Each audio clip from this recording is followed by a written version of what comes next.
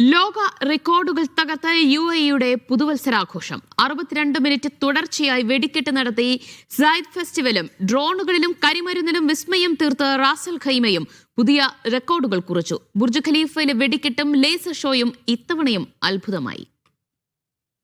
Abu Dhabi 5 world റെക്കോർഡുകളാണ് ഒറ്റ പുതുവത്സര രാത്രിയിൽ എഴുതി ചേർത്തത്. അൽവത്ബയിലെ ഷെയ്ഖ് സായിദ് ഫെസ്റ്റിവലിൽ തുടർച്ചയായി 62 മിനിറ്റ് നീണ്ടുനിന്ന വെടിക്കെട്ട് ലോകത്തിലെ തന്നെ ഏറ്റവും ദൈർഘ്യമേറിയ പൈറോടെക്നിക് ഷോ എന്ന റെക്കോർഡ് സ്വന്തമാക്കി. 5 ഘട്ടങ്ങളിലായി നടന്ന ഈ മഹാവിസ്മയം കാണാൻ ഒഴുകിയെത്തിയത് ലക്ഷക്കണക്കിന് ആളുകളാണ്. വെടിക്കെട്ടിന് പുറമെ 6500ഓളം ഡ്രോണുകൾ അണിനിരന്ന ഭീമൻ ഡ്രോൺ ഷോയും ഗിന്നസ് ബുക്കിൽ പുതിയ ചരിത്രം എഴുതി.